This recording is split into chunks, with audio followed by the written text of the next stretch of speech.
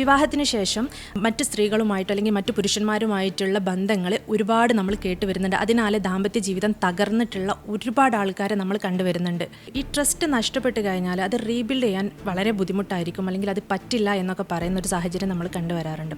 നമ്മൾക്കൊരു തെറ്റ് സംഭവിച്ചു കഴിഞ്ഞാൽ തന്നെ നമ്മൾ അവരുടെ അടുത്ത് പോയി മാപ്പ് പറയും. ഐ എം സോറി, എനിക്ക് അറിയാതെ പറ്റിപ്പോയതാണ്, നിങ്ങൾ എന്നോട് ക്ഷമിക്കണം എന്നൊക്കെ നമ്മൾ പറയുന്നുണ്ടെങ്കിൽ പോലും ഓപ്പോസിറ്റ് നിൽക്കുന്ന ആളുടെ മാനസികാവസ്ഥ എന്താണ് എന്നുള്ളത്, അല്ലെങ്കിൽ അവരുടെ ഇമോഷന് എങ്ങനെയാണ് പോകുന്നത് എന്നുള്ളത് നമ്മൾ മനസ്സിലാക്കേണ്ട ഒരു അവസ്ഥയുണ്ട്.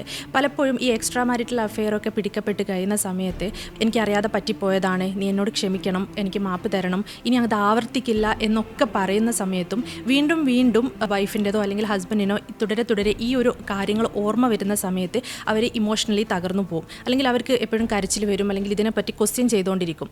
ആ ഒരു സമയത്ത് ഈ ചെയ്തിട്ടുള്ള ആൾ പറയുന്നത്, ഞാൻ സോറി പറഞ്ഞതല്ലേ, നിനക്ക് എന്തുകൊണ്ട് ഇത് മറന്നുകൂടാ എന്നുള്ള രീതിയിലൊക്കെ ആയിരിക്കും അവർ റെസ്പോണ്ട് ചെയ്യുന്നുണ്ടാവുക. പക്ഷേ അത് ഏൽക്കപ്പെട്ടിട്ടുള്ള ആൾ വളരെയധികം പെയിൻഫുൾ ആയിട്ടും അല്ലെങ്കിൽ അവരുടെ മാനസിക നില അത്രയും തകർന്നിരിക്കുന്ന ഒരു അവസ്ഥയിലാണ് എന്നുള്ളത് ആൾ മനസ്സിലാക്കുന്നില്ല എന്നുള്ളതൊരു യാഥാർത്ഥ്യമായിട്ടുള്ളൊരു കാര്യമാണ്. എനിക്ക് അയാളെ ഒഴിവാക്കാനും പറ്റുന്നില്ല, പക്ഷേ അയാളുടെ കൂടെ ജീവിക്കണമെന്നുണ്ടെങ്കിൽ ഈ ഒരു ട്രസ്റ്റ് എനിക്ക് തിരികെ കൊണ്ടുവരണം, പക്ഷേ എനിക്കതിന് പറ്റുന്നില്ല എന്നൊക്കെ പറഞ്ഞിട്ടാണ് പലരും നമ്മളെ സമീപിക്കാറുള്ളത്. ട്രസ്റ്റ് നഷ്ടപ്പെട്ടതാണ്, അതിനെ റീബിൽഡ് ചെയ്യുക എന്നുള്ളത് ഒരാളുടെ മാത്രം ഉത്തരവാദിത്തമല്ല. നീ എല്ലാം മറക്കണം, നീ അതങ്ങ് വിട്ടേക്ക്, എനിക്കിനി അബദ്ധങ്ങൾ പറ്റില്ല എന്നൊക്കെ പറയുന്നുണ്ടെങ്കിൽ പോലും ഒരാളെന്ന് പറയുന്നത് ഗിൽട്ടിൽ നിന്നായിരിക്കും, മറ്റൊരാൾ പെയിനിലും ആയിരിക്കും ഉണ്ടാവുക.